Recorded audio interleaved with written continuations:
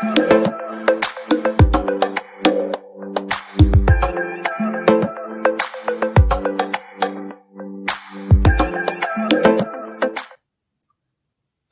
Video में हम पढ़ेंगे कक्षा 10वीं का विषय विज्ञान यानी कि सब्जेक्ट साइंस से पाठ नंबर 3 जिसका नाम है धातु एवं अधातु।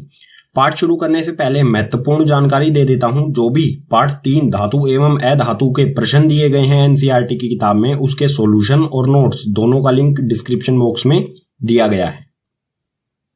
पाठ में सबसे पहले समझते हैं धातु के भौतिक गुणधर्म। ठीक है, सभी धातु किस प्रकार के गुणधर्म दर्शाते हैं। सबसे पहले आता है इसमें चमक। धातु चमकीले होते हैं या नहीं? तो धातु की सतह चमकदार होती है यानी कि धातु चमकीले होते हैं। उदाहरण में सोना और चांदी जो कि चमकीले धातु के उदाहरण हो जाएंगे। ठीक है, आगे है कठोरता। धातु कठोर होते हैं या नहीं? सामान्यतः कठोर होते हैं। सभी धातुएं सामान्यतः कठोर होते हैं। जैसे लोहा बहुत कठोर होता है, इसी तरह से तांबा भी। लेकिन यहां पर एक अपवाद आता है कठोरता में धातुओं की। लिथियम, सोडियम और पोटेशियम ये ऐसे 3 धातु हैं जो कठोर नहीं होते, ये अत्यंत मुलायम होते हैं। ठीक है, और इतने मुलायम होते हैं कि इनको आप चाकू से आसानी से काट सकते हो। ठीक है, यानी कि इन तीनों धातुओं के अलावा सभी धातु कठोर होंगे। ठीक है, आगे है रूप अवस्था। रूप और अवस्था का अर्थ होगा धातु जो है वो ठोस होते हैं, द्रव होते हैं या गैस अवस्था में होते हैं। तो कमरे के ताप पर ठोस अवस्था में होते हैं। कमरे का ताप क्या होता है? जिस टेम्परेचर पर आप अभी देख रहे हो वीडियो, आपके कमरे का जो तापमान है वही होगा। ठीक है, नॉर्मल टेम्परेचर जो 20 से 40 डिग्री सेल्सियस तक। तो इस ताप पर सभी धातु जो है वो ठोस अवस्था में होते हैं। लेकिन यहां पर भी एक अपवाद है। ऐसा एक धातु है जो द्रव अवस्था में पाया जाता है, उसे कहते हैं मरकरी, हिंदी में पारा। ठीक है, मरकरी हिंदी में भी कहते हैं, इसे मरकरी या पारा कहा जाता है उसे। ये पारा जो है ये द्रव अवस्था में पाया जाता है, यानी पारे के अलावा जो भी धातु हैं वो सभी ठोस होते हैं। केवल एक ही ऐसा धातु है जो द्रव अवस्था में पाया जाता है। ठीक है, और पारे का इस्तेमाल किया जाता है थर्मामीटर्स में। आगे है आघातवध्यता। आघातवध्यता का अर्थ होगा किसी चीज को पीट पीट कर पतली पतली परत बनाना, चादर बनाना उसकी। ठीक है, तो धातुओं को पीट कर पतली चादरों में परिवर्तित किया जा सकता है। ठीक है, यानी कि हम कह सकते हैं धातु जो है वो आघातवर्ध्य होते हैं, धातुओं की चादर बनाई जा सकती हैं। जैसे उदाहरण में हो जाएगा लोहे की चादरें। लोहे की चादर बनाई जाती हैं जो छतों पर लगाई जाती हैं, जिसे टीन कहा जाता है। ठीक है, धातु के भौतिक गुणधर्म में आगे है तन्यता। तन्यता का अर्थ होगा पतले तार बनाए जा सकते हैं या नहीं। तो धातुओं को पतली तार के रूप में बनाया जा सकता है, यानी कि धातुओं के तार बनाए जा सकते हैं और हम कह सकते हैं कि धातु जो है वो तन्य होते हैं। ठीक है, उदाहरण में हो जाएगा तांबे के तार। तांबे के तार बनाए जाते हैं पतले पतले, जिन्हें घरों में बिजली के लिए उपयोग किया जाता है। आगे है विद्युत व ऊष्मा के चालक। विद्युत यानी कि बिजली। बिजली और ऊष्मा के चालक होते हैं या नहीं? सामान्यतः विद्युत व ऊष्मा के चालक होते हैं, दोनों के चालक होते हैं धातु, विद्युत के भी और ऊष्मा के भी। उदाहरण में हो जाएगा चांदी, तांबा, लोहा और भी बहुत सारे उदाहरण हो जाएंगे। ठीक है, लेकिन इसमें एक अपवाद है, उसे ध्यान रखना है। सीसा और पारा ऊष्मा के कुचालक होते हैं। दो धातु, एक तो सीसा और एक पारा, जिसे मरकरी भी कहते हैं पारे को। तो सीसा और पारा ऊष्मा के कुचालक होते हैं। कुचालक होने का अर्थ होगा जो भी ऊष्मा है इनमें एक जगह से दूसरी जगह नहीं जा सकती है। आगे है घनत्व। सामान्यतः घनत्व और गलनांक अधिक होता है। जो भी धातु होते हैं उनका घनत्व भी और गलनांक भी। गलनांक का अर्थ होगा तरल अवस्था, किस ताप पर वो तरल अवस्था में आते हैं। तो गलनांक का जो ताप है वो अधिक होता है। ठीक है, तापमान। लेकिन यहां पर हमें एक अपवाद याद रखना है। सोडियम और पोटेशियम का घनत्व कम होता है। 2 ऐसे धातु होते हैं, सोडियम, पोटेशियम, या हम इसमें लिथियम भी डाल सकते हैं। ये जो धातु हैं इनका घनत्व बहुत कम होता है। ठीक है, इनके अलावा सभी धातुओं का घनत्व भी और गलनांक भी अधिक होता है। धातु के भौतिक गुणधर्म में आगे है ध्वनिक। ध्वनिक जो है ये ध्वनि से ही बना है, यानी कि आवाज जो उत्पन्न करते हैं उन्हें कहा जाता है ध्वनिक। ठीक है, धातु कठोर सतह से टकराने पर आवाज उत्पन्न करते हैं। धातु आवाज करते हैं, यानी कि हम कह सकते हैं धातु जो है वो ध्वनिक होते हैं। ठीक है, उदाहरण में ले सकते हैं हम इसे, जैसे हमारे साइकिल की घंटी होती है वो धातु से बनी होती है। ठीक है, यानी कि धातु ध्वनिक होते हैं। आगे है ऑक्साइड। ऑक्साइड यानी कि धातु का ऑक्साइड। ठीक है, ऑक्साइड में हम उदाहरण लेंगे सबसे पहले एक धातु का ऑक्साइड होता क्या है। जैसे मैग्नीशियम होता है धातु, अगर मैग्नीशियम के साथ ऑक्सीजन जुड़ जाए तो इसे कहा जाता है धात्विक ऑक्साइड। तो जो भी धातु के ऑक्साइड यानी धात्विक ऑक्साइड होते हैं क्षारक प्रवृत्ति के होते हैं। ठीक है, जो भी, जैसे ये मैग्नीशियम ऑक्साइड है, ये धातु ऑक्साइड है, ये क्षारक प्रवृत्ति का होता है। इसके अलावा भी जो भी धातु ऑक्साइड है वो सभी क्षारक प्रवृत्ति के ही होते हैं। अब देखते हैं अधातु के भौतिक गुणधर्म। अधातु के भौतिक गुणधर्म बिल्कुल विपरीत या फिर कहें उल्टे होते हैं धातुओं के। इसमें सबसे पहले है चमक। अधातु की सतह चमकदार नहीं होती है। हम कह सकते हैं इसका मतलब अधातु जो है वो चमकीले नहीं होते हैं। जैसे उदाहरण में लेंगे हम कार्बन। कार्बन यानी कि कोयला, कोयला चमकदार नहीं होता है। ठीक है, एक अपवाद है इसमें, वो भी हमें ध्यान रखना है। आयोडीन की सतह चमकदार होती है। एक ऐसा अधातु आयोडीन होता है जो चमकदार होता है। इसके अलावा जो भी अधातु हैं वो चमकदार नहीं होते हैं, अकेला आयोडीन ही चमकदार होता है बस। ठीक है, आगे है कठोरता। अधातु कठोर नहीं होते हैं। कठोर नहीं होने का मतलब क्या होगा, अधातु को हम कह सकते हैं मुलायम होते हैं। ठीक है, उदाहरण में हो जाएगा कोयला। कोयले को आसानी से तोड़ा जा सकता है। लेकिन हमें इसमें एक अपवाद जो कि बहुत महत्वपूर्ण है याद रखना है। हीरा सबसे कठोर होता है। हीरा अधातु का ही एक अपरूप होता है, ये कार्बन का अपरूप होता है। ठीक है, कार्बन का अपरूप होता है हीरा, जो कि एक अधातु से ही बना होता है। और ये सबसे प्रकृति में पाए जाने वाला सबसे कठोर वस्तु जो है वो हीरा ही है। ये धातुओं से भी कठोर होता है। ठीक है, तो इसे ध्यान रखना है। आगे है अवस्था या फिर कहें रूप। अवस्था यानी कि ठोस, द्रव या गैस। कमरे के ताप पर या तो ठोस या गैसीय अवस्था में होते हैं। जो भी अधातु होते हैं या तो वो ठोस अवस्था में पाए जाते हैं कमरे के ताप पर या फिर गैस अवस्था में। इसमें भी अपवाद है। ब्रोमीन को छोड़कर जो ब्रोमीन अधातु होता है वो तरल अवस्था में होता है, द्रव अवस्था में होता है। ठीक है, ब्रोमीन को छोड़कर सभी अधातु या तो ठोस होंगे या गैस अवस्था में होते हैं। इसमें आगे है आघातवर्ध्यता।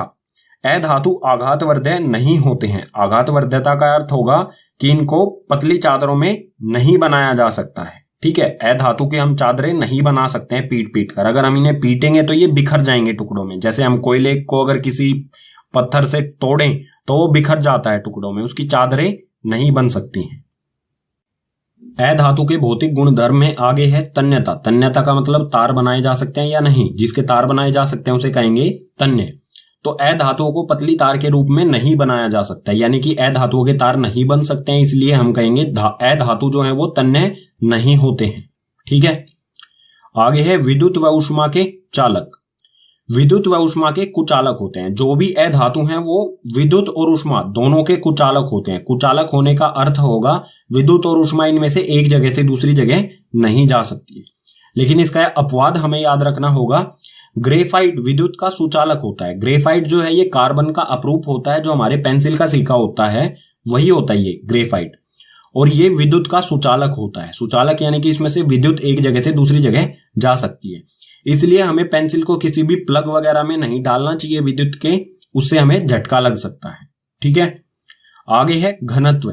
सामान्यतः घनत्व और गलनांक कम होता है। ठीक है, जो भी अधातु होते हैं उनका घनत्व भी और गलनांक भी कम होता है, यानी कि बहुत कम तापमान पर ये तरल अवस्था में आ जाते हैं। आगे है ध्वनिक। ध्वनिक यानी कि आवाज जो उत्पन्न करते हैं उसे कहा जाता है ध्वनिक। अधातु कठोर सतह से टकराने पर आवाज उत्पन्न नहीं करते हैं, और आवाज उत्पन्न नहीं करते हैं इसलिए हम कहेंगे अधातु जो है वो ध्वनिक नहीं होते हैं।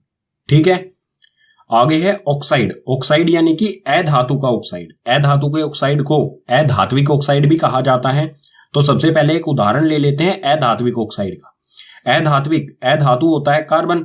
अगर कार्बन के साथ ऑक्सीजन, ऑक्साइड का मतलब क्या होगा, ऑक्सीजन का जुड़ा होना, तो कार्बन के साथ ऑक्सीजन को जोड़ दिया जाए तो बन जाता है CO2। ये अधात्विक ऑक्साइड। ठीक है, तो जो भी अधात्विक ऑक्साइड होते हैं अम्लीय प्रवृत्ति के होते हैं, यानी कि जो भी कोई भी अधातु के साथ ऑक्सीजन का जुड़ा होना होगा वो अम्लीय प्रवृत्ति का होगा।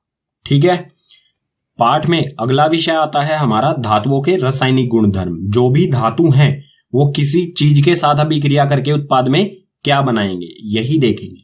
तो इसमें सबसे पहले देखते हैं धातुओं की वायु के साथ अभिक्रिया। वायु यानी कि ऑक्सीजन। ठीक है, वायु की जगह हम ऑक्सीजन क्यों लेते हैं, ये कई बच्चे सवाल पूछते हैं, तो ये भी बता देता हूं। वायु में मुख्यतः दो गैसें होती हैं, एक तो नाइट्रोजन और एक ऑक्सीजन। और जो नाइट्रोजन गैस होती है ये क्रियाशील नहीं होती है, ये किसी भी चीज के साथ क्रिया करती ही नहीं है। तो बची हुई गैस क्या है, ऑक्सीजन, ये क्रियाशील गैस होती है, ये आसानी से क्रिया कर लेती है, अभिक्रिया कर लेती है। इसलिए जहां पर भी लिखा हो किसी भी चीज की अभिक्रिया हो रही है वायु के साथ, तो उसे समझ जाना है ऑक्सीजन के साथ। ठीक है, तो देखते हैं धातु ऑक्सीजन के साथ या वायु के साथ अभिक्रिया करके उत्पाद में क्या बनाते हैं। तो यहां पर दिया है धातु में ऑक्सीजन के साथ अभिक्रिया करके धातु ऑक्साइड बनाती हैं। ठीक है, धातु ऑक्साइड कहें या फिर धात्विक ऑक्साइड कहें, तो जो भी धातुएं हैं वो ऑक्सीजन के साथ अभिक्रिया करेंगी तो उत्पाद में मिलेगा हमें धातु ऑक्साइड या फिर धात्विक ऑक्साइड। ठीक है, यह अभिक्रिया किस प्रकार से होगी, कोई भी हमारा धातु है अगर वो ऑक्सीजन के साथ अभिक्रिया करेगा तो उत्पाद में मिलेगा धातु ऑक्साइड। ठीक है, उदाहरण ले लेते हैं इसके कुछ, जैसे यहां पर है Cu यानी कि कॉपर। कॉपर जो है धातु होता है और ऑक्सीजन के साथ यह अभिक्रिया करेगा तो उत्पाद में मिलेगा हमें CuO यानी कि कॉपर ऑक्साइड। ठीक है, ये हो गया धातु ऑक्साइड उत्पाद में। ठीक है, उसके बाद इसे बैलेंस करेंगे तो यहां पर भी 2 और यहां पर भी 2 लगाना होगा हमें। इसी प्रकार एक और उदाहरण लेते हैं Al से एल्यूमिनियम। जब ये O2 के साथ यानी कि ऑक्सीजन के साथ अभिक्रिया करेगा तो उत्पाद में मिलेगा हमें Al2O3 यानी कि एल्यूमिनियम ऑक्साइड।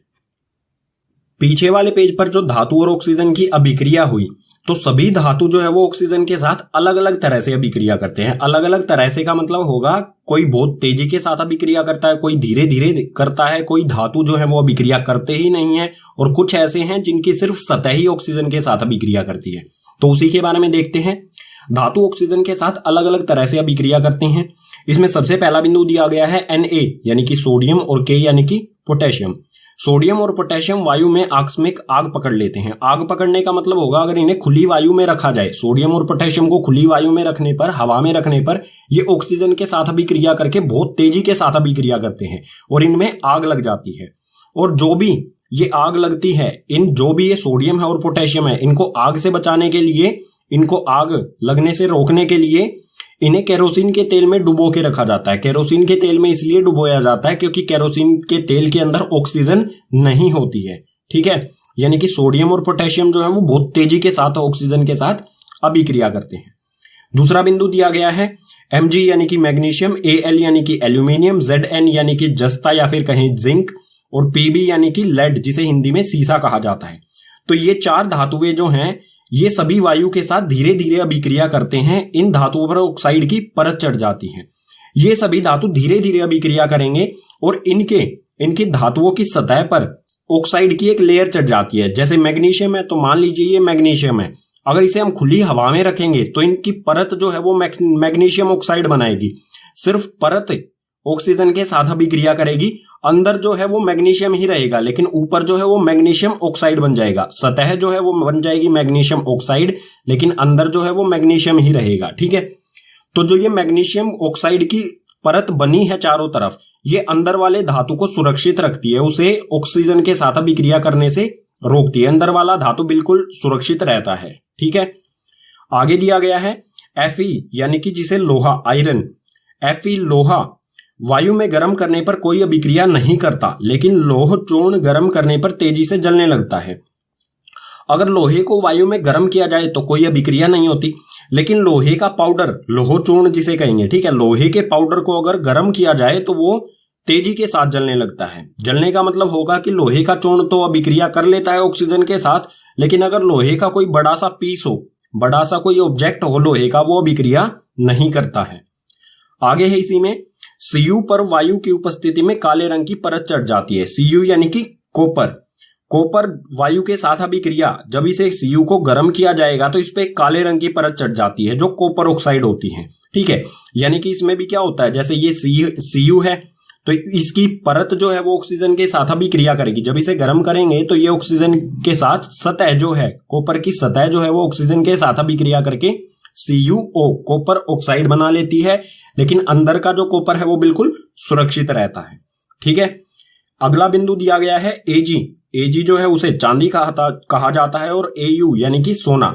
तो सोना और चांदी वायु के साथ अभिक्रिया नहीं करते हैं। ये दो ऐसे धातु हैं Ag और Au, ये ऑक्सीजन के साथ अभिक्रिया नहीं करते हैं। ऑक्सीजन कहें या वायु कहें, ये किसी के साथ भी अभिक्रिया नहीं करते हैं। धातु ऑक्साइड से संबंधित एक और शब्द आता है जिसे कहते हैं उभयधर्मी ऑक्साइड। ये क्या होते हैं इसके बारे में भी समझ लेते हैं। वे धातु ऑक्साइड जो अम्ल तथा क्षारक दोनों से अभिक्रिया करते हैं और उत्पाद में जल तथा लवण बनाते हैं। दो कंडीशन दी गई है हमें। ऐसे धातु ऑक्साइड में जैसे हो गया मैग्नीशियम ऑक्साइड, ठीक है, पीछे वाली अभिक्रियाओं में जो धातु ऑक्साइड बन रहे थे, मैग्नीशियम ऑक्साइड, कॉपर ऑक्साइड, जो भी धातु ऑक्साइड हैं, वो धातु ऑक्साइड जो अम्ल और क्षारक दोनों के साथ अभिक्रिया करें और साथ में उत्पाद में क्या दे, जल और लवण बनाए। दोनों चीजें होनी चाहिए, अम्ल तथा क्षारक दोनों के साथ अभिक्रिया भी करते हों और उत्पाद में जल तथा लवण बनाते हों, उसे कहा जाएगा उभयधर्मी ऑक्साइड। ठीक है, उदाहरण ले लेते हैं कुछ। जैसे यहां पर है एल्यूमिनियम ऑक्साइड।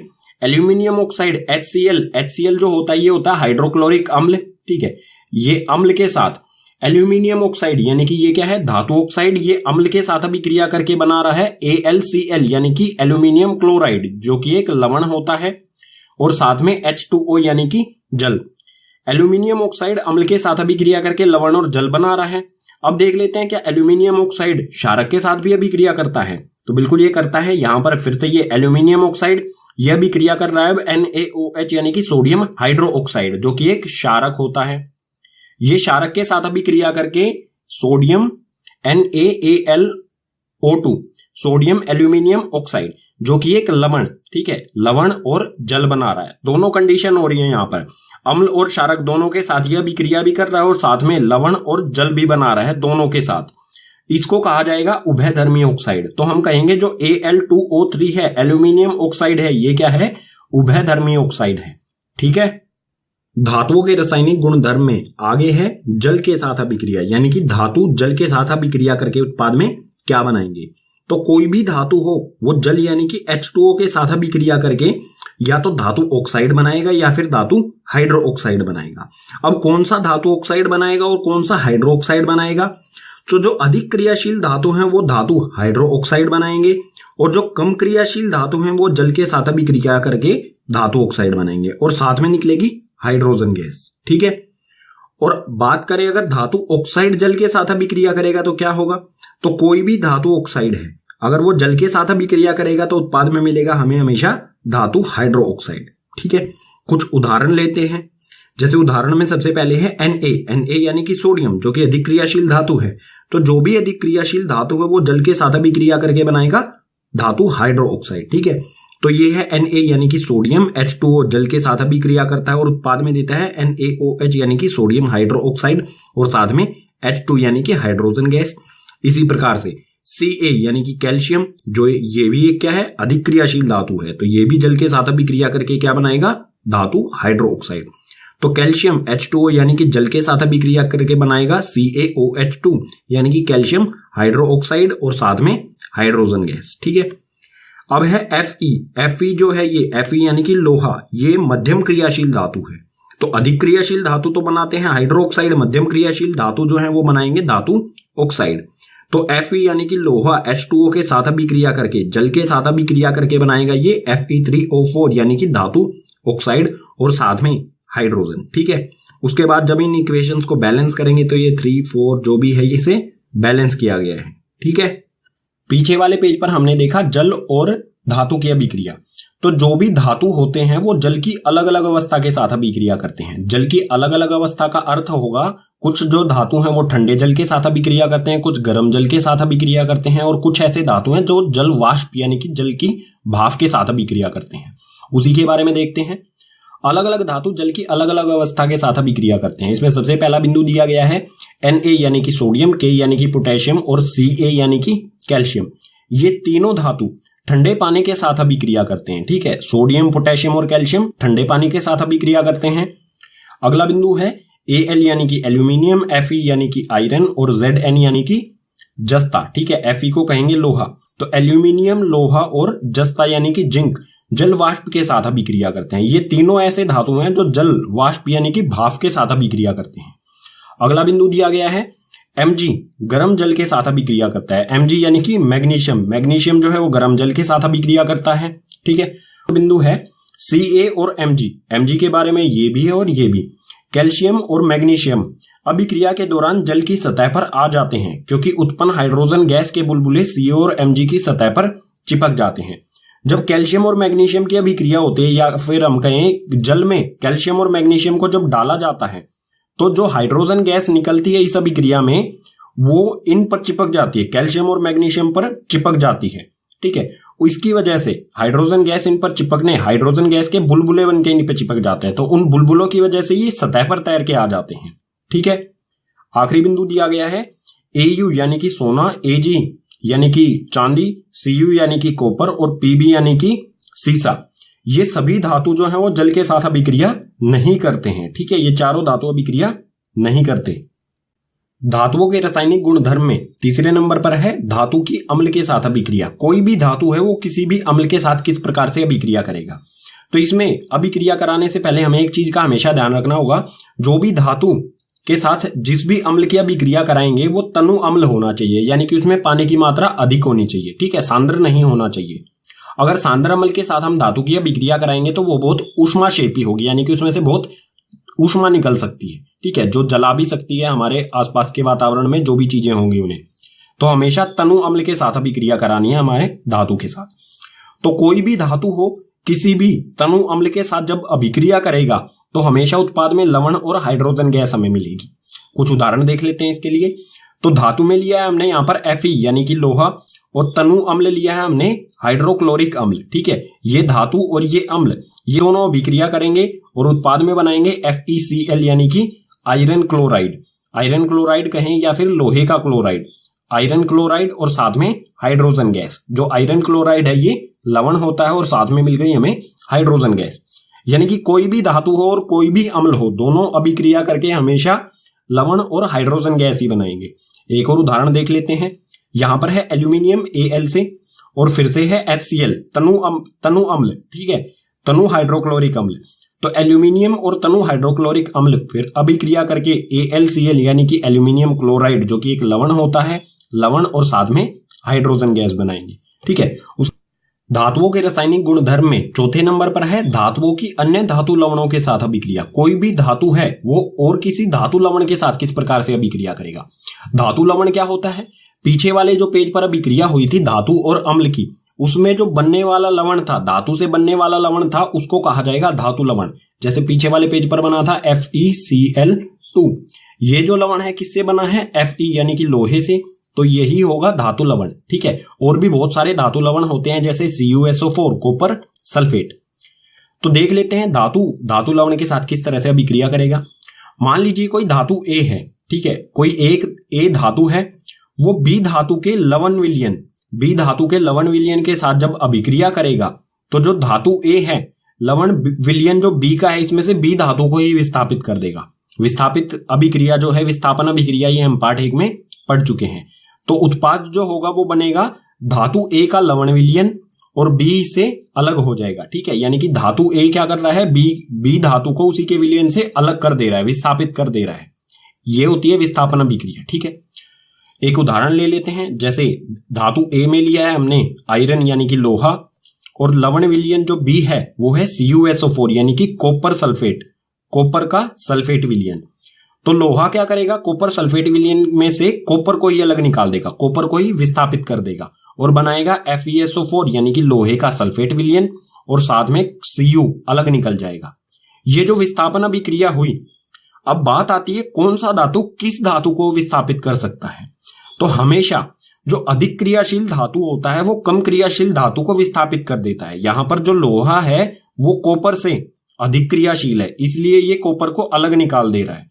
ठीक है, अगर यहां पर होता कॉपर, ये कुछ इस तरह से होता Cu प्लस में FeSO4, तो जो अभिक्रिया होती वो बिल्कुल ऐसी ही रहती, कोई अभिक्रिया ही नहीं होती। इसमें हमें वही रहता FeSO4 प्लस में Cu, इसमें कोई बदलाव नहीं आता, क्योंकि जो लोहा है वो ज्यादा क्रियाशील है, कॉपर कम क्रियाशील है। अगर ज्यादा क्रियाशील धातु होता, लोहे से ज्यादा क्रियाशील धातु होता यहां पर, जैसे कोई Zn होता, तो लोहे को ये विस्थापित कर सकता था।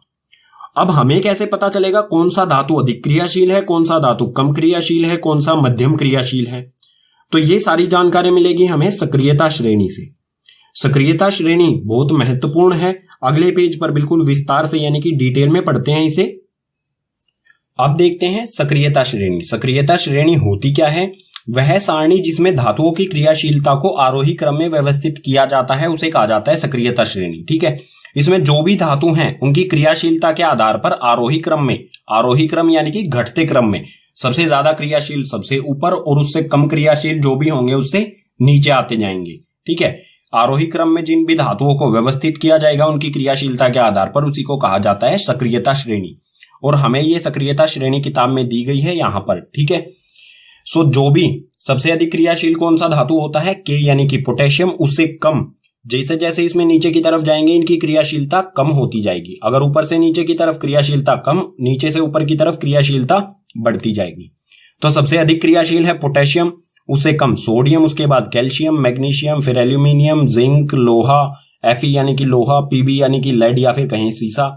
उसके बाद आ जाता है हाइड्रोजन। हाइड्रोजन ये अधातु है। ठीक है, इसी में है ये भी। तो हाइड्रोजन आता है, उससे कम क्रियाशील है कॉपर, उससे कम क्रियाशील मरकरी यानी कि पारा, उससे कम क्रियाशील सिल्वर यानी कि चांदी, और सबसे कम क्रियाशील Au यानी कि गोल्ड या फिर कहें सोना। ये है कुल मिला के सक्रियता श्रेणी। अब पीछे क्या हो रहा था? पीछे आयरन, आयरन यानी कि Fe जो था वो Cu को, कॉपर सल्फेट के विलयन में से Cu को विस्थापित कर रहा था। क्यों कर रहा था? क्योंकि लोहा यानी कि आयरन जो है वो ऊपर है टेबल में और Cu जो है वो नीचे है। ये है लोहे की पोजीशन और ये है कॉपर की पोजीशन। कॉपर जो है वो कम क्रियाशील है, लोहा अधिक क्रियाशील है। ठीक है, तो लोहा जो है वो कॉपर को आसानी से विस्थापित कर सकता है, लेकिन कॉपर कम क्रियाशील है आयरन से, तो कॉपर आयरन को विस्थापित नहीं कर सकता है। ठीक है, इसी प्रकार से अगर हम कहें कि लोहे को कौन कौन विस्थापित कर सकता है इसके विलयन में से, तो वो होगा जिंक कर सकता है, एल्यूमिनियम, मैग्नीशियम, कैल्शियम, सोडियम और पोटेशियम, यानी कि इससे ऊपर वाले सभी कर सकते हैं इसको विस्थापित। ठीक है, सक्रियता श्रेणी के बाद अब हमारा विषय आता है धातु की अधातुओं के साथ अभिक्रिया। यानी कि कोई भी एक धातु है वो दूसरे अधातु के साथ किस प्रकार से अभिक्रिया करेगा, या फिर हम कह सकते हैं धातु और अधातु एक दूसरे के साथ किस प्रकार से अभिक्रिया करते हैं। तो इसमें हमें कुछ बिंदु दिए गए हैं, उन्हें समझते हैं पहले, फिर इसका एक उदाहरण देखेंगे अगले पेज पर। तत्वों की अभिक्रियाशीलता संयोजकता कोश को पूरा करने की प्रवृत्ति के रूप में समझ सकते हैं। जो भी तत्व हैं चाहे वो धातु हो और अधातु, ठीक है, उनकी अभिक्रियाशीलता संयोजकता कोश को पूर्ण करने की प्रवृत्ति के रूप में हमें समझ सकते हैं। और संयोजकता कोश पूर्ण करने की प्रवृत्ति क्या होती है? आप कक्षा 9 में अष्टक का नियम पढ़ चुके होंगे पाठ 3 से। ठीक है, कक्षा 9 की साइंस बुक के पाठ 3 से। उसको मैं फिर से बता देता हूं क्या होता है। एक उदाहरण ले लेते हैं, अच्छी तरह से आप समझ जाएंगे। सोडियम होता है Na यानी कि इसकी परमाणु संख्या होती है 11। ठीक है, सोडियम की परमाणु संख्या 11। और जो भी इसके कोश होते हैं, सोडियम के कोश कौन कौन से होते हैं? यानी कि सभी तत्वों के ही कोश होते हैं। पहला कोश होता है K, उससे अगला L, उसके बाद M, उसके बाद N, फिर O, P, Q ऐसे आ जाएंगे। ठीक है, ये कोश होते हैं। पहले कोश में हमेशा 2 इलेक्ट्रॉन होते हैं। ठीक है, 11 में से 2 इलेक्ट्रॉन आ गए K वाले कोश में। ठीक है, बचे कितने? 9। अगले कोश में हमेशा पहले कोश में 2 होने चाहिए, उससे अगले कोश में 8 होने चाहिए, उससे अगले कोश में भी 8 होने चाहिए। लेकिन यहां पर कितने बचे? 8 और 2 10 तो आ गए, यहां पर बचा इसमें 1। तो M जो कोश है उसमें आएगा 1 इलेक्ट्रॉन। अब जो भी है इसका जो इलेक्ट्रॉनिक विन्यास है, इलेक्ट्रॉनिक विन्यास क्या होगा सोडियम का? 2, 8 और 1। यानी कि इसके आखिरी कोश में कितने हैं? आखिरी कोश में है 1 इलेक्ट्रॉन। अब ये 1 इलेक्ट्रॉन संयोजकता कोश पूर्ण करने की प्रवृत्ति क्या होती है कि जो भी आखिरी कोश होता है उसमें अष्टक बनाना, अष्टक यानी कि 8 बनाना इसमें। तो M कोश में 8 बनाने के लिए सोडियम को क्या जरूरत है? इसको 7 की जरूरत है। लेकिन 7 लेने में तो बहुत ज्यादा एनर्जी, शक्ति लग जाएगी इसे। इतनी शक्ति किसी भी उसमें नहीं होती है, तत्व में नहीं होती है। ठीक है, तो ये क्या करेगा? एक जो है, जो भी ये 1 इलेक्ट्रॉन है इसको दान कर देगा, दूसरे किसी अधातु को या दूसरे धातु को दे देगा। ठीक है, सोडियम किसी दूसरे धातु को देने के बाद बन जाएगा Na। ठीक है, और इसका इलेक्ट्रॉनिक विन्यास हो जाएगा 2 और 8। ठीक है, 2,8, पहले में 2 उसके बाद में 8। 1 इसने दे दिया है, तो आखिरी कोश जो हो गया इसका खाली। आखिरी कोश जो खाली कोश कभी भी हम नहीं गिनते हैं। ठीक है, यानी कि आखिरी कोश क्या होगा इसका? L वाला कोश। और L कोश में अपने आप ही 8 है, तो ये बन जाएगा संयोजकता कोश जो है इसका पूरा हो गया। ठीक है, इस आधार पर ये किसी भी दूसरे अधातु के साथ अभिक्रिया करते हैं। ठीक है, उदाहरण लेंगे इसका अगले पेज पर, आप अच्छी तरह से इसे समझ जाएंगे। तो आगे दिया है इसमें, धातु संयोजकता कोष से इलेक्ट्रॉन त्याग कर धन आयन बनाते हैं। धातु हमेशा क्या करेगा, इलेक्ट्रॉन का त्याग करेगा, यानी कि इलेक्ट्रॉन किसी दूसरे को दे देगा। ठीक है, और धन आयन बनाएगा। जो भी इलेक्ट्रॉन का त्याग करेगा वो धन आयन बनाएगा। धन आयन यानी कि सोडियम पर क्या आएगा, जैसे कोई भी धातु, जैसे यहां पर सोडियम ने क्या किया, एक इलेक्ट्रॉन किसी और को दे देगा ये, और धन आयन बनाएगा। धन आयन यानी कि सोडियम पे जितने भी देगा ये, अगर इसने एक दिया है तो एक जमा का निशान आ जाएगा।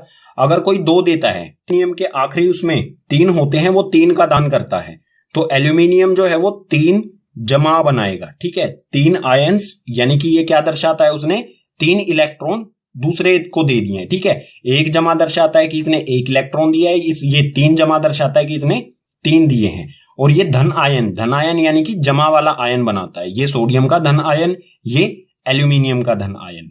ठीक है, अगला बिंदु दिया है, अधातु संयोजकता कोष में इलेक्ट्रॉन ग्रहण करने से करके ऋण आयन बनाते हैं। अधातु क्या करते हैं, हमेशा इलेक्ट्रॉनों का ग्रहण करते हैं, इलेक्ट्रॉन ये अपनी तरफ खींच लेते हैं। जो धातु किसी इलेक्ट्रॉन क्या करता है, देता है किसी को, और अधातु लेता है। तो धातु जो देगा वो अधातु उसे ले लेगा। ठीक है, जैसे क्लोरीन है, क्लोरीन जो है वो 1 इलेक्ट्रॉन की से जरूरत होती है, तो ये 1 इलेक्ट्रॉन किसी धातु से ले लेता है और बनाता है ऋण आयन। ऋण आयन यानी कि घटा वाला आयन, तो Cl घटा का आयन बनाता है ये। ठीक है, जैसे ये धन आयन बनते हैं, इसी प्रकार से ये देने के बाद देने वाला हमेशा जमा में आयन बनाएगा और लेने वाला हमेशा घटा वाले आयन बनाएगा। ठीक है, अगला बिंदु दिया है, ऐसे यौगिक जो इलेक्ट्रॉनों के आदान प्रदान द्वारा बनते हैं उन्हें आयनिक यौगिक कहते हैं। अब जो भी यौगिक बनेगा, धातु और अधातु किस प्रकार से अभिक्रिया करते हैं, आयनों के आदान प्रदान से। ठीक है, इलेक्ट्रॉन्स या फिर कहें आयंस इलेक्ट्रॉन्स के आदान प्रदान से बनते हैं, और जो भी इलेक्ट्रॉन के आदान प्रदान से बनने वाला यौगिक है उन्हें कहा जाता है आयनिक यौगिक। ठीक है, जैसे इसका उदाहरण हो जाएगा आयनिक यौगिक का NaCl। यहां पर क्या करता है, Na जो है वो 1 इलेक्ट्रॉन क्लोरीन को दे देता है। ठीक है, और इनसे बनता है NaCl। इसे देखते हैं ये किस प्रकार बनता है एक आगे वाले पेज पर। अब देखते हैं आयनिक यौगिक का एक उदाहरण, जो कि है सोडियम क्लोराइड यानी कि NaCl। ये किस तरह से बनता है, तो इसमें धातु जो है वो है Na यानी कि सोडियम, और क्लोरीन अधातु है क्लोरीन। ठीक है, तो सबसे पहले देखते हैं सोडियम जो है इसके इलेक्ट्रॉनिक विन्यास क्या होगा। तो सोडियम की परमाणु संख्या होती है 11। इसका इलेक्ट्रॉनिक विन्यास में पीछे वाले पेज पर भी बता चुका हूं, वो होता है 2, 8 और 1। ठीक है, और इसी प्रकार से क्लोरीन जो है उसके परमाणु संख्या होती है 17। इसका इलेक्ट्रॉनिक विन्यास क्या होगा, पहले में 2, उससे अगले में 8, उससे अगले में बचे हुए जितने भी 2 और 8 हो गए 10, अगले में बचे हुए आ जाएंगे 7। तो इसके में सोडियम के आखिरी कोष में है 1 इलेक्ट्रॉन और क्लोरीन के आखिरी कोष में है 7 इलेक्ट्रॉन। ये किस प्रकार से एक दूसरे के साथ अभिक्रिया करेंगे, सोडियम Na के आखिरी कोष में है 1 इलेक्ट्रॉन, तो इसे हम इसके चारों ओर एक बिंदु से दर्शाएंगे। ठीक है, ये जो बिंदु लगाया है ये है इसके चारों तरफ 1 इलेक्ट्रॉन। ठीक है, आखिरी कोष वाला। और क्लोरीन में है 7, तो ये बनाया हमने क्लोरीन, इसमें है ये कांटे से बना रहा हूं मैं। ठीक है, क्रॉस कर रहा हूं जो ये है इसके इलेक्ट्रॉन, तो 7 हैं कुल, 4 हो गए, ये 5, 6 और 7। अब ये दोनों किस प्रकार से अभिक्रिया करेंगे, जो सोडियम के पास 1 है, सोडियम को जरूरत अष्टक बनाने की कोशिश करेगा, ये भी और ये भी। इसको 1 की जरूरत है, इसके पास 1 ज्यादा है। अगर ये 1 इसको दे देता है तो इसके 8 भी हो जाएंगे और इसके भी आखिरी कोष में 8 ही बचेंगे। तो सोडियम क्या करेगा, ये वाला जो इलेक्ट्रॉन है क्लोरीन को दे देगा। ठीक है, ये पहुंच गया क्लोरीन के पास। अब आप देखेंगे कि सोडियम का भी आखिरी कोष 8 बचा, यानी कि सोडियम का भी कोष पूरा हो गया और क्लोरीन के भी पूरे 8 हो गए। ठीक है, अब सोडियम ने अगर 1 दिया है तो सोडियम जो है वो Na जमा का होगा, धन आयन बनाएगा, और क्लोरीन ने जितना भी लिया है, क्लोरीन ने 1 लिया है तो क्लोरीन ऋण आयन बनाएगा। ठीक है, Na जो है वो जमा का होगा, धन आयन यानी कि जमा का आयन, और क्लोरीन घटा का आयन, ऋण आयन कहेंगे इसे। ठीक है, अगर हम इसके जो इक्वेशन की फॉर्म में अगर हम इसे लिखना चाहें तो वो किस प्रकार से होगा, Na का इलेक्ट्रॉनिक विन्यास है 2, 8, 1। ठीक है, ये एक इलेक्ट्रॉन अलग कर देगा अपने से, ठीक है, आखिरी कोश का एक इलेक्ट्रॉन अलग कर देगा तो बनाएगा Na जमा, ठीक है। Na जमा वाला जो है ये क्या हो गया 2 और 8। Na जमा का जो इलेक्ट्रॉनिक विन्यास होगा 2 8, ठीक है, और एक इलेक्ट्रॉन आ गया यहां पर, ठीक है। अब क्लोरीन क्या करेगा, क्लोरीन यहां पर आ गया, क्लोरीन का इलेक्ट्रॉनिक विन्यास है 2 8 और 7। जो एक इलेक्ट्रॉन सोडियम ने अलग किया था ये आ गया यहां पर, ठीक है। एक इलेक्ट्रॉन क्या करेगा, ये क्लोरीन अपने साथ जोड़ लेगा और क्लोरीन नेगेटिव बनाएगा, नेगेटिव यानी कि घटा वाला ऋण आयन बनाएगा ये 2 8 और 8, ठीक है। ये हो गई इसकी सूत्र में अगर हम लिखना चाहें तो इसे, ठीक है। धातु और अधातु की परस्पर अभिक्रिया से जो आयनिक यौगिक बनते हैं उनके कुछ गुणधर्म देख लेते हैं। तो आयनिक यौगिक के गुणधर्म, इसमें सबसे पहला दिया गया है भौतिक प्रकृति। जो भी आयनिक यौगिक होते हैं उनकी भौतिक प्रवृत्ति कैसी होती है, यह ठोस, कठोर व भंगुर होते हैं। ठोस यानी कि ठोस अवस्था में, कठोर यानी कि काफी मजबूत, और भंगुर यानी कि बिखर जाना, ठीक है। भंगुर यानी कि आसानी से जो टूट जाए, ठीक है। अब ठोस, कठोर और भंगुर किस प्रकार से हो सकते हैं, जैसे कंचे, मार्बल होते हैं कंचे, वो बहुत ठोस होते हैं और कठोर भी होते हैं, लेकिन अगर हथौड़े से उन पे प्रहार किया जाए तो वो कई टुकड़ों में टूट जाते हैं आसानी से, बहुत कम ताकत हमें लगानी पड़ती है उसे तोड़ने के लिए, ठीक है। तो ऐसी कोई चीज जो भंगुर उसे कहेंगे हम, जो आसानी से टूट भी जाए, ठीक है, ठोस भी हो और आसानी से टूट भी जाए, तो वो होगा भंगुर, ठीक है। दूसरा बिंदु दिया गया है गलनांक एवं कथवांक। गलनांक यानी कि ऐसा तापमान जिस पर वो पिघलना शुरू कर दे, और कथवांक यानी कि ऐसा तापमान जिस पर वो उबलना शुरू कर दे। तो गलनांक और कथवांक जो है वो आयनिक यौगिक का वो बहुत अधिक होता है, बहुत अधिक ताप पर ये गलनांक और कथवांक अवस्था, ठीक है, गलते हैं और उबलते हैं, ठीक है। अगला है घुलनशीलता। घुलनशीलता यानी कि किस किस चीज में इन्हें घोला जा सकता है या घुल सकते हैं ये। जल में घुलनशील परंतु पेट्रोल केरोसिन में अघुलनशील होते हैं। जो भी आयनिक यौगिक हैं वो जल में तो घुल जाते हैं आसानी से, लेकिन पेट्रोल या केरोसिन जो होते हैं या पेट्रोल केरोसिन जैसे और भी जो तरल पदार्थ होते हैं उनमें नहीं घुल पाते हैं, सिर्फ जल में आसानी से ये घुल सकते हैं, ठीक है। अगला बिंदु है विद्युत की चालकता। जो भी आयनिक यौगिक होते हैं इसमें विद्युत एक जगह से दूसरी जगह जाती है या नहीं। आयनिक यौगिक के जलीय विलयन और गलित रूप में विद्युत का चालन करते हैं, परंतु ठोस अवस्था में विद्युत का चालन नहीं करते। जो भी आयनिक यौगिक हैं अगर ये जलीय विलयन के रूप में हो या फिर गलित रूप में हो, गलित रूप यानी कि तरल रूप में, ठीक है, पिघली हुई अवस्था में हो, आयनिक यौगिक अगर पिघली हुई अवस्था में हो या इनका जलीय विलयन हो तो ये विद्युत का चालन आसानी से करने लगते हैं, यानी कि ये जलीय विलयन और गलित रूप में विद्युत को एक जगह से दूसरी जगह भेज देते हैं।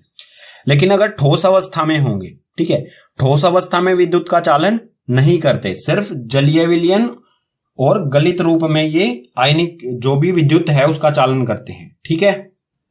धातु के भौतिक और रासायनिक गुणधर्मों के बाद अब देखते हैं धातुओं की प्राप्ति हमें कहां से होती है, किस प्रकार से होती है, इसकी विधि क्या है धातु प्राप्त करने की, और धातु जो है वो किस अवस्था में मिलते हैं, ठीक है, उनका निष्कर्षण किस प्रकार से किया जाता है, ये सारी चीजें।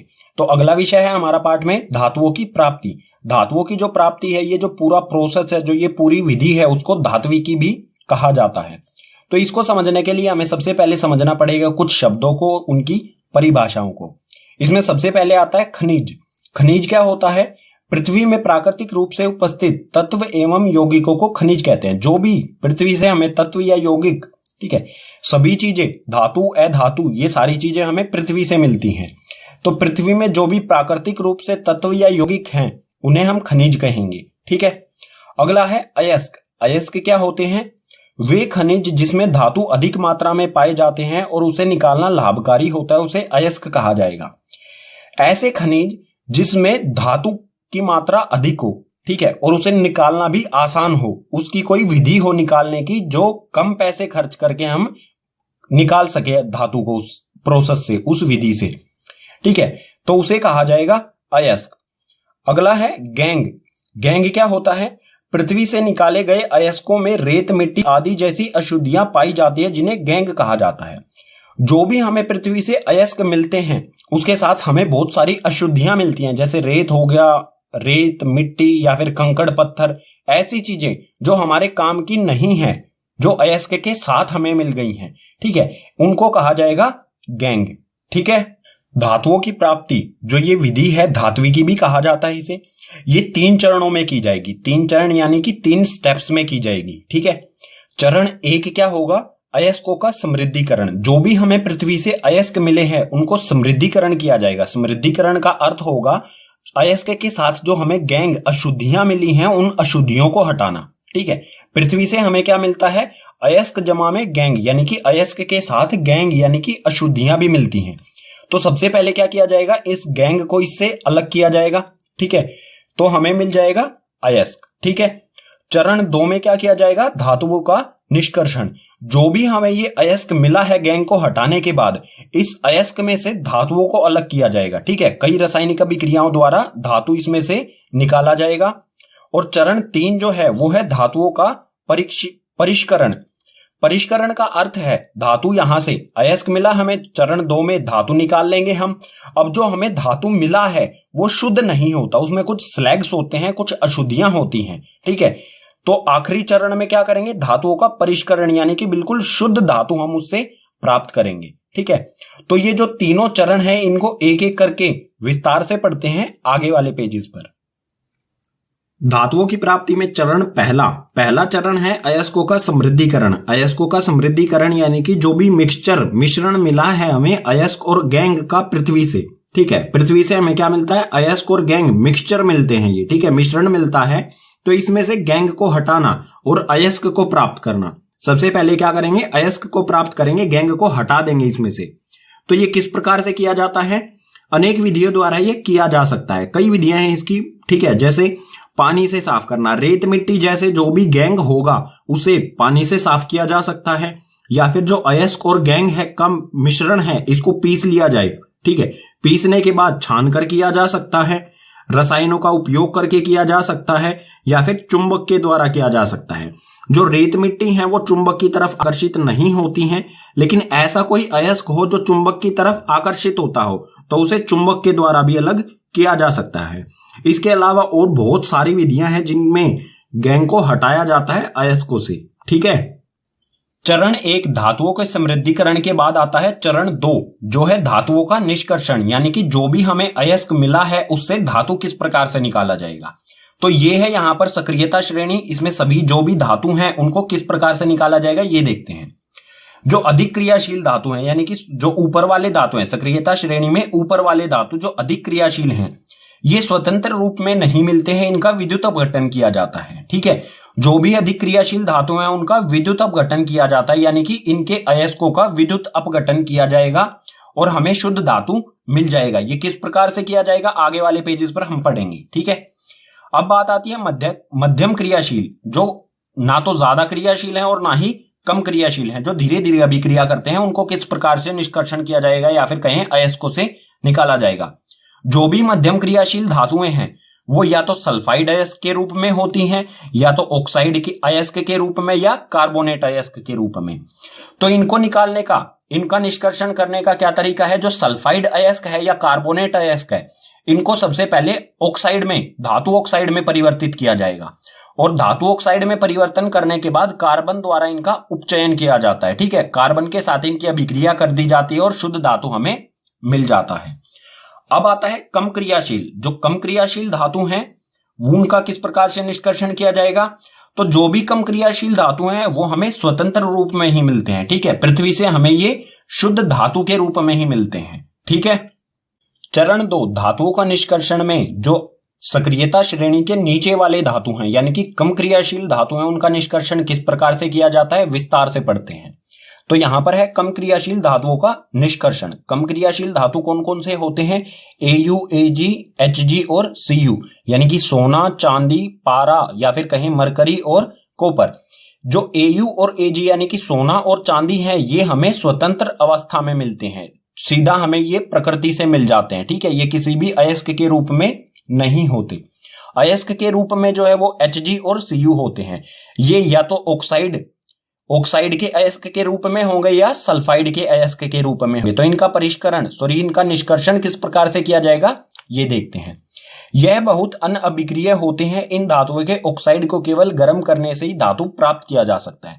जो Hg है और Cu है ये या तो सल्फाइड या ऑक्साइड के अयस्क के रूप में मिलेंगे।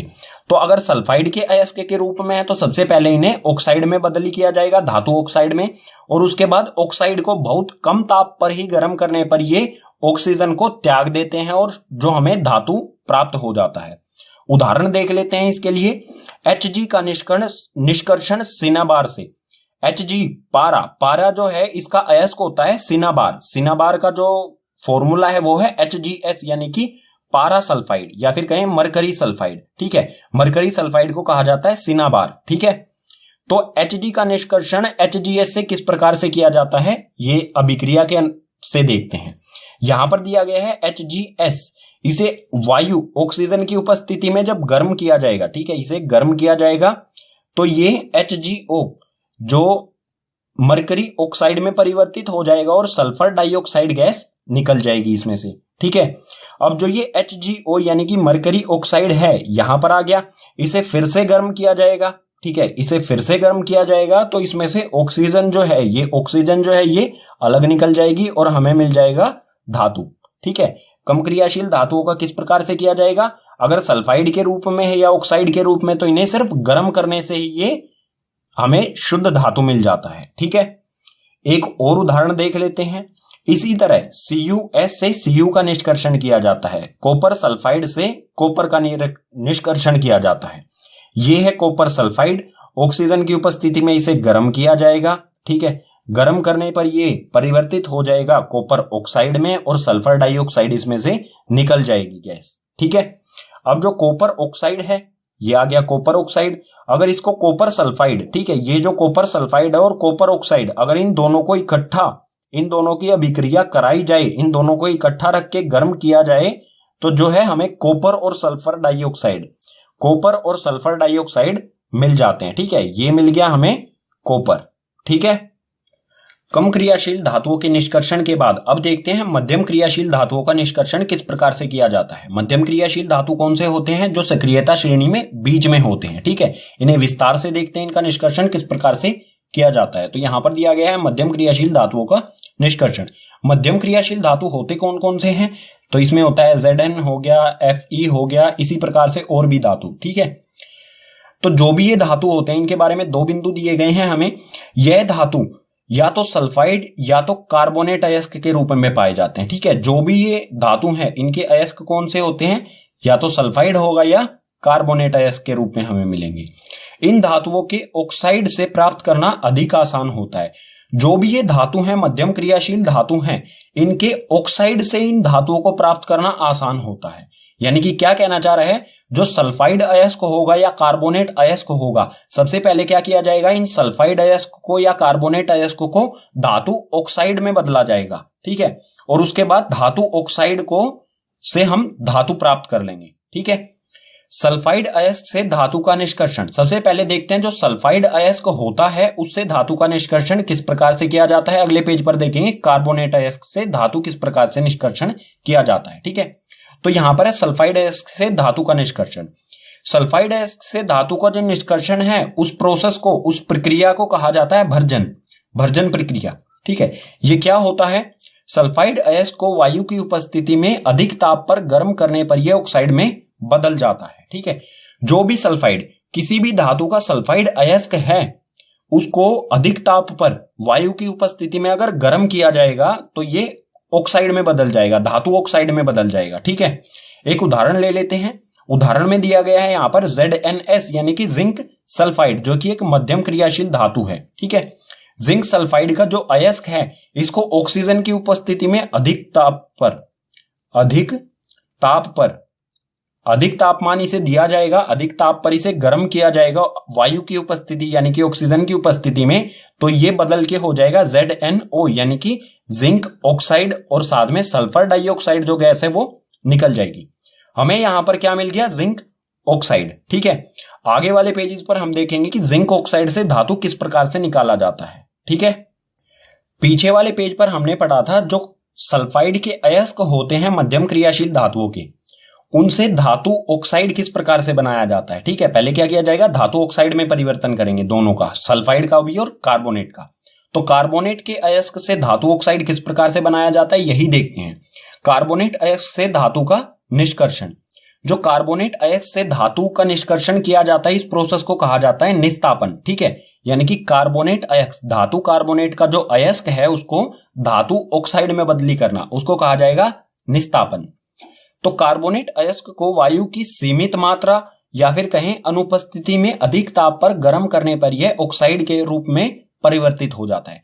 जो भी कार्बोनेट का अयस्क होता है, धातु कार्बोनेट का जो भी अयस्क है, अगर उसको या तो वायु हो ही ना या फिर सीमित मात्रा में वायु हो, इसमें गर्म किया जाएगा तो वो ऑक्साइड, धातु ऑक्साइड में परिवर्तित हो जाएगा। ठीक है, इसका एक उदाहरण देख लेते हैं। यहां पर दिया गया है ZnCO3 यानी कि जिंक कार्बोनेट।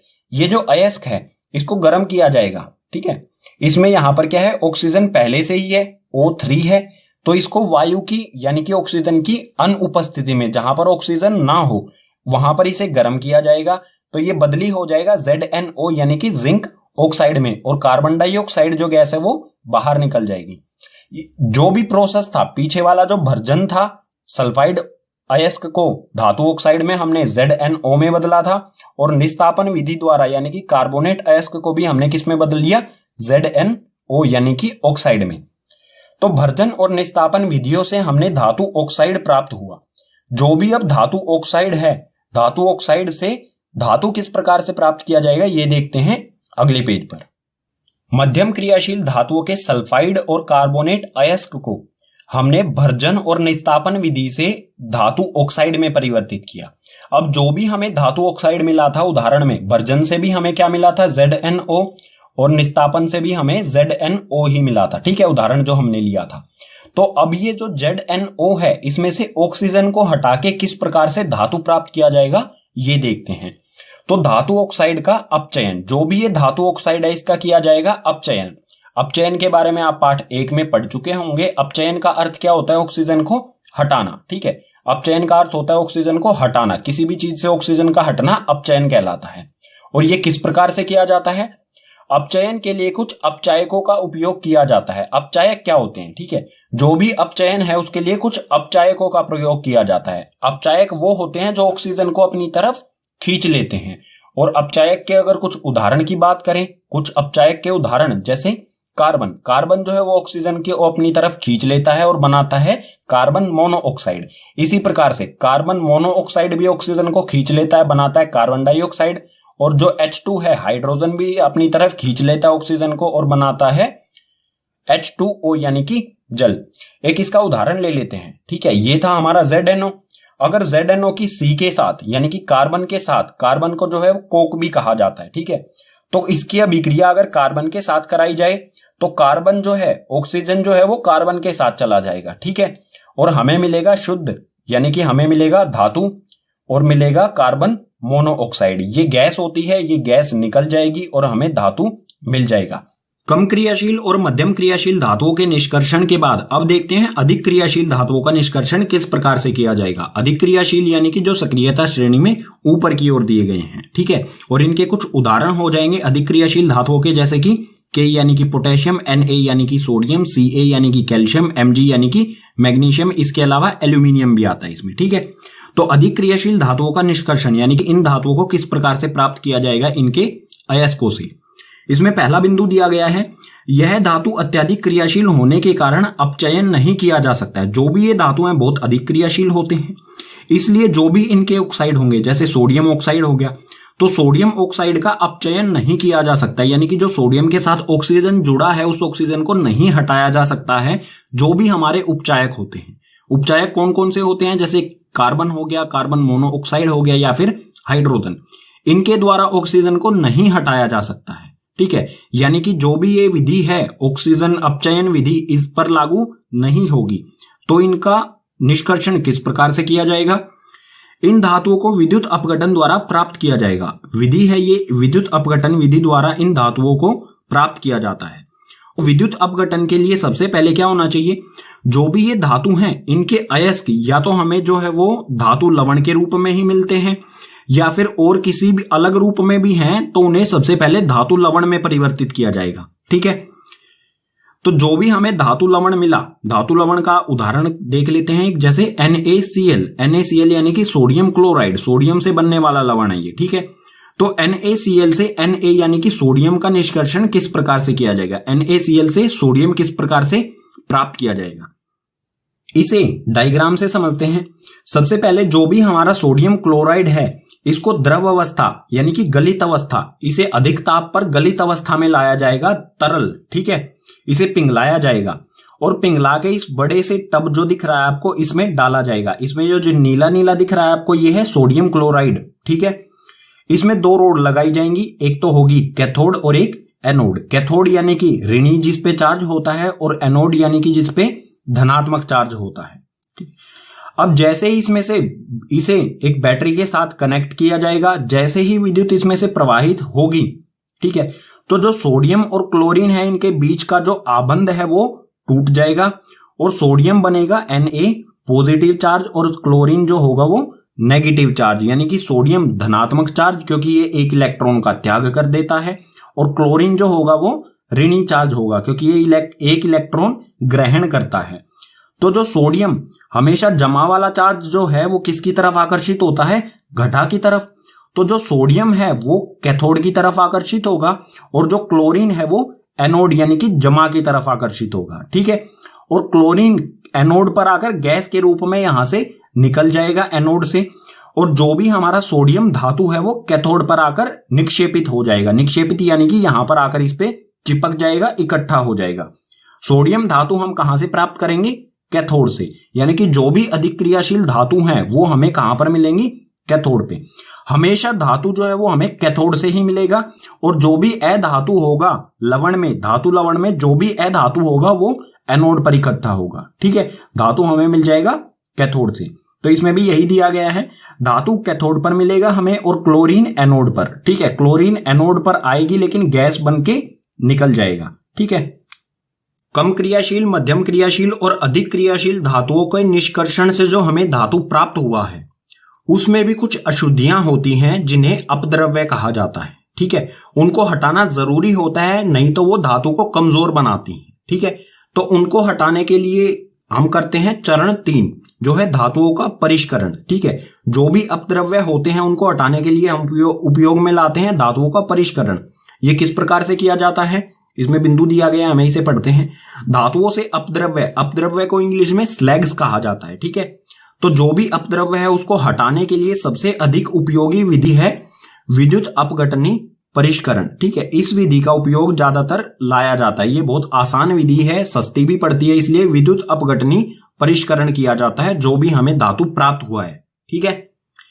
एक उदाहरण से इसे समझते हैं। मान लीजिए हमें कॉपर, ठीक है, कॉपर का परिष्करण करना है, कॉपर जो है उसको शुद्ध बनाना है, ठीक है।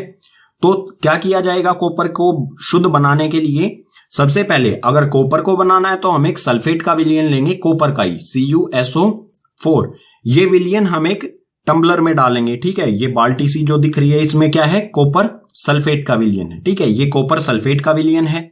इसमें 2 रोड लगाई जाएंगी कॉपर की ही, एक तो बिल्कुल शुद्ध कॉपर की कॉपर धातु की, ठीक है, कैथोड पर लगाई जाएगी कॉपर की, और एक वो लगाई जाएगी जिसमें से हमें ऐसा कॉपर जिसमें से हमें अपद्रव्य को निकालना है, यानी कि अशुद्ध जो कॉपर की रोड है वो लगाई जाएगी एनोड पर, ठीक है। कैथोड जो है वो माइनस यानी कि ऋणी चार्ज होता है और एनोड जो है वो धनात्मक चार्ज होता है। तो कॉपर की शुद्ध धातु की जो रोड है वो लगाई जाएगी पतली, ठीक है, पतली लगाई जाएगी कैथोड पर, और एनोड पर अशुद्ध कॉपर की मोटी रोड लगाई जाएगी। इसे एक सर्किट से जोड़ दिया जाएगा, विद्युत सर्किट से, ठीक है। एक बैटरी और इसमें एक कुंजी लगी होगी, ठीक है। अब आते हैं हमारे पहला पॉइंट पर। जब विद्युत धारा प्रवाहित होगी अशुद्ध धातु अपघटय में घुलने लगेगा। अपघटय यानी कि जो भी ये विलयन है, ठीक है, CuSO4 यानी कि कॉपर सल्फेट, ठीक है। जैसे ही हम इस कुंजी को ऑन करेंगे यानी कि स्विच को ऑन करेंगे, इसमें से विद्युत धारा प्रवाहित होगी। जो भी एनोड पर अशुद्ध कॉपर है वो इस विलयन घुलने लगेगा, ठीक है, इस विलयन में घुलने लगेगा। कॉपर जो इस विलयन में आने पर क्या होगा, 2 चार्ज हो जाएगा, ठीक है। क्या हो जाएगा, Cu2+ चार्ज हो जाएगा। और एनोड जो है यहां पर एनोड पर बचेंगे 2 इलेक्ट्रॉन, ठीक है। ये इस तरह से टूट जाएगा, 2 इलेक्ट्रॉन्स में टूट जाएगा, ठीक है। जो कॉपर ये वाला पार्ट है ये विलयन में घुल जाएगा और 2 इलेक्ट्रॉन है सर्किट से होते हुए कैथोड पर आ जाएंगे। ठीक है, अगला बिंदु दिया गया है, उसी समय अपघट्य से शुद्ध धातु उतनी ही मात्रा में कैथोड पर निक्षेपित हो जाता है। अपघट्य यानी कि CuSO4। जो एनोड से विलयन में जितना कॉपर घुला है उतना ही कॉपर जो है विलयन से कैथोड पर आके निक्षेपित यानी कि जम जाता है। ठीक है, इस रोड पर जम जाएगा। ऐसे ही ये प्रोसेस चलता रहेगा। इसमें से धातु जो है, मतलब जो भी धातु है इसमें से पिघल के विलयन में घुलेगा और विलयन में जो कॉपर है धातु वो कैथोड पर आके जम जाएगा। कुछ देर इस स्विच को ऑन रहने से क्या होगा, जो ये मोटी रोड थी हमने जो एनोड पर लगाई थी ये धीरे धीरे पतली हो जाएगी और कैथोड पर जो पतली रोड लगाई थी ये मोटी हो जाएगी, क्योंकि इस पे जो कॉपर था अशुद्ध कॉपर वो शुद्ध पहले विलयन में घुला और उसके बाद विलयन से कैथोड पर शुद्ध धातु यहां पर इस पे आके चिपक जाएगा। और जो भी इसमें अशुद्धि यानी कि अपद्रव्य होंगे उनका क्या होगा, अविलेय अशुद्धि एनोड तली पर निक्षेपित होती है जिससे एनोड पंख कहते हैं। जो भी अशुद्धियां थी अपद्रव्य यानी कि स्लैग्स थे वो क्या हो गए, एनोड के नीचे इकट्ठे हो जाएंगे। ठीक है, ये लाल लाल सा आपको दिख रहा है ये क्या है, अपद्रव्य अशुद्धियां। ठीक है, स्लैग्स जिसे कहेंगे हम, यहां पर ये इकट्ठी हो जाएगी और जो भी ये अशुद्धि यहां पर इकट्ठी हुई हैं इन्हें एनोड पंख भी कहा जाता है। ठीक है, अब यहां पर जो भी ये प्रक्रिया हुई है इसमें एक रासायनिक अभिक्रिया हुई है, इसे आगे वाले पेज पर समझते हैं। विद्युत अपघटनी को इस डायग्राम की सहायता से पीछे वाले पेज पर हमने समझ लिया था। अब देख लेते हैं एनोड पर और कैथोड पर जो अभिक्रिया हुई वो किस प्रकार से हुई। ठीक है, तो एनोड ये इंग्लिश में लिखा गया है, कोई फर्क नहीं पड़ता, इसे लिख देते हैं एनोड। ठीक है, और ये कैथोड। तो एनोड पर क्या हुआ, जो भी अशुद्ध कॉपर था, ठीक है, जो भी अशुद्ध कॉपर था उसने 2 इलेक्ट्रॉन त्याग दिए। जैसे ही स्विच कुंजी को ऑन किया गया इसने 2 इलेक्ट्रॉनों का त्याग कर दिया। ठीक है, ये है कॉपर। जैसे ही विद्युत धारा इसमें से प्रवाहित की गई तो कॉपर जो है वो 2 धन आयन बनाता है। ठीक है, क्योंकि इसने 2 इलेक्ट्रॉनों का त्याग कर दिया। और ये जो कॉपर है 2 पॉजिटिव यानी कि 2 धन आयन, ये जो है इस विलयन में घुल जाता है और जो इस विलयन में कॉपर होता है वो कैथोड पर आ जाता है। ठीक है, एनोड की अभिक्रिया ये हुई। कैथोड पर क्या हुआ, जो विलयन में कॉपर था, ठीक है, ये विलयन वाला कॉपर, इसके पास क्या है 2 इलेक्ट्रॉन। ठीक है, 2 इलेक्ट्रॉन धनायन है और जो एनोड पर इसने त्याग किए थे 2 इलेक्ट्रॉन वो घूमकर इस सर्किट से किस पर आ जाते हैं, कैथोड पर। ठीक है, 2 इलेक्ट्रॉन यहां आ गए कैथोड पर और ये कॉपर के साथ इकट्ठा करके क्या बनाएंगे, शुद्ध कॉपर बना लेते हैं। ठीक है, शुद्ध कॉपर हमें मिल जाएगा कैथोड वाली रोड पर। ठीक है, पाठ में अगला विषय आता है हमारा संक्षारण। संक्षारण के बारे में आप पाठ 1 में भी पढ़ चुके होंगे, फिर से देखते हैं। धातुएं अपने आसपास अम्ल, आर्द्रता व वायु के संपर्क में आने से संक्षारित हो जाती हैं, इसी को कहा जाता है संक्षारण। संक्षारण जो है वो धातुओं को कमजोर बनाता है। ठीक है, धीरे धीरे करके नष्ट कर देता है। ठीक है, बिल्कुल खत्म कर देता है। इसके कुछ उदाहरण देख लेते हैं। सिल्वर वायु की उपस्थिति में काला हो जाता है, यानी कि सिल्वर जब वायु के संपर्क में आता है तो इस पे जो संक्षारण होता है वो काले रंग की इस पे परत चढ़ जाती है जिससे सिल्वर कमजोर हो जाता है। सिल्वर यानी कि चांदी। ठीक है, इसी प्रकार से कॉपर आर्द्र CO2 आर्द्र कार्बन डाइऑक्साइड के साथ अभिक्रिया करके कॉपर कार्बोनेट बनाता है। ठीक है, हरे रंग का बन जाता है। जो भी कॉपर होता है वो आर्द्र यानी कि नमी वाली कार्बन डाइऑक्साइड के साथ अभिक्रिया करेगा और जो भी कॉपर है उसके ऊपर एक हरे रंग की परत आ जाती है। वो क्या होती है, वो होती है कॉपर कार्बोनेट। ठीक है, इसी प्रकार से लोहा आर्द्र वायु के संपर्क में आने पर सतह पर भूरे रंग की परत बनाता है। जो भी लोहा होता है वो वायु, नमी वाली वायु के संपर्क में आने पर उस पे भूरे रंग की एक परत बन जाती है जो लोहे को कमजोर बनाती है और धीरे धीरे उसे नष्ट कर देती है। यानी कि संक्षारण जो है वो धातुओं को क्या करता है, नष्ट कर देता है धीरे धीरे। ठीक है, और संक्षारण जो है जल और वायु, जहां पर जल और वायु दोनों चीजें हैं तभी संक्षारण पॉसिबल है, तभी संक्षारण हो सकता है। ठीक है, अगर अकेला जल है तो संक्षारण नहीं होगा या फिर अकेली वायु है तो भी संक्षारण नहीं होगा। तो जो लोहा है वो वायु के संपर्क में आने से किस प्रकार से उसमें संक्षारण यानी कि जंग लगता है, क्योंकि वायु में भी जो है वो जल वाष्प होता है। ठीक है, जल जो है वाष्प के रूप में होता है वायु में, इसीलिए जो भी धातुएं हैं वो वायु आर्द्र वायु यानी कि ऐसी वायु जिसमें पानी की मात्रा है वाष्प के रूप में, उसके संपर्क में आने पर धातुओं का संक्षारण होता है। तो धातुओं को संक्षारण यानी कि गलने से, नष्ट होने से किस प्रकार बचाया जा सकता है, ये देखते हैं अगले पेज पर। अब देखते हैं संक्षारण से धातुओं को किस प्रकार से बचाया जा सकता है। तो संक्षारण से सुरक्षा, धातुओं को संक्षारण से बचाने के लिए विभिन्न विधियां अपनाई जाती है। कई सारी विधियां हैं जिससे धातुओं को संक्षारण होने से बचाया जा सकता है, जैसे पेंट कर देना, तेल लगा देना या फिर ग्रीस लगा देना। ठीक है, पेंट करने से क्या होता है, वायु का संपर्क जो है धातु से हट जाता है। ठीक है, तेल लगाने से भी वायु का संपर्क, या फिर ग्रीस लगा देते हैं उससे भी। यशद लेपन, इसके बारे में आगे पढ़ेंगे क्या होता है। क्रोमियम लेपन क्या होता है, जो क्रोमियम धातु है उसकी परत चढ़ा दी जाती है। ठीक है, किसी एक धातु पर क्रोमियम की परत चढ़ा दी जाती है। ठीक है, और वो बहुत लंबे समय तक चलता है। जैसे आपने साइकिल वगैरह जो होती हैं, चमकीली चीजें जो होती हैं, जैसे साइकिल का हैंडल होता है, वो चमकीला क्यों होता है, क्योंकि उस पर क्रोमियम का लेपन किया गया है, क्रोमियम की एक परत चढ़ाई गई है। ठीक है, इसी प्रकार से मिलता जुलता ही है एनोडीकरण या फिर मिश्र धातु बनाया जा सकता है। ठीक है, इन सभी विधियों से संक्षारण को रोका जा सकता है। तो यशद लेपन के बारे में पढ़ लेते हैं, ये क्या होता है। लोहे व इस्पात, लोहा और इस्पात क्या होता है, स्टील। ठीक है, लोहा व स्टील को जंग से बचाने के लिए उस पर जिंक की परत चढ़ाई जाती है। जिंक यानी कि जस्ता, जिसका सिंबल होता है Zn। जो लोहा और स्टील है उस पर जिंक की परत चढ़ा दी जाती है। जो ये जिंक की परत है ये थोड़ी थोड़ी सी भूरे ब्राउन रंग की होती है। ठीक है, इस प्रक्रम को ही यशद लेपन कहा जाता है। ठीक है, यानी कि लोहे और इस्पात यानी कि स्टील, लोहे और स्टील पर जब जिंक की परत चढ़ाई जाए तो उसे कहा जाएगा यशद लेपन। और मिश्र धातु क्या होते हैं, ठीक है, यहां पर एक शब्द और आया है मिश्र धातु बनाकर। तो मिश्र धातु किस प्रकार से बनाए जाते हैं और होते क्या हैं। मिश्र धातु, यह दो या दो से अधिक धातु या धातु और धातु या अधातुओं का समांगी मिश्रण होता है। समांगी मिश्रण जो है इसके बारे में आप कक्षा 9 में पढ़ चुके हैं। तो या इसमें क्या होता है, दो धातु या दो से अधिक धातु या फिर धातु के साथ अधातु का समांगी मिश्रण बनाया जाता है। ठीक है, इसके कुछ उदाहरण ले लेते हैं जिससे आप अच्छी तरह से समझ जाएंगे।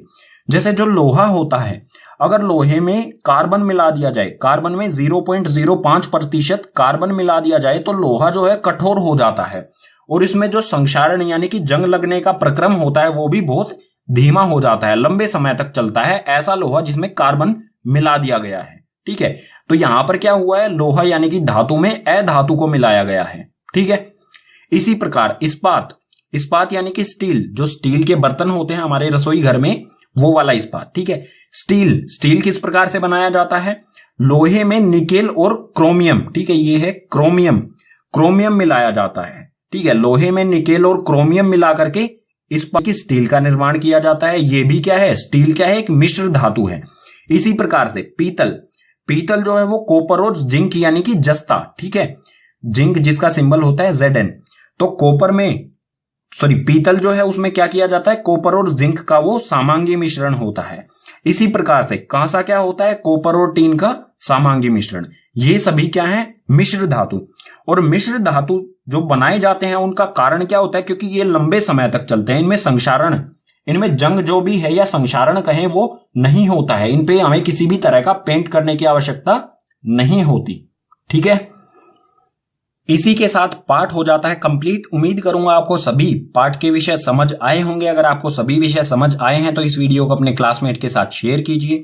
अगर कोई भी ऐसा विषय रह गया है जो समझ नहीं आया है उसे कमेंट बॉक्स सेक्शन में मेंशन कीजिए। साथ ही एनसीईआरटी सॉल्यूशन और एनसीईआरटी के नोट्स, ठीक है, जो भी एग्जाम से रिलेटेड आपके नोट्स हैं उन दोनों का लिंक जो है वो डिस्क्रिप्शन बॉक्स में नीचे दिया गया है। ठीक है।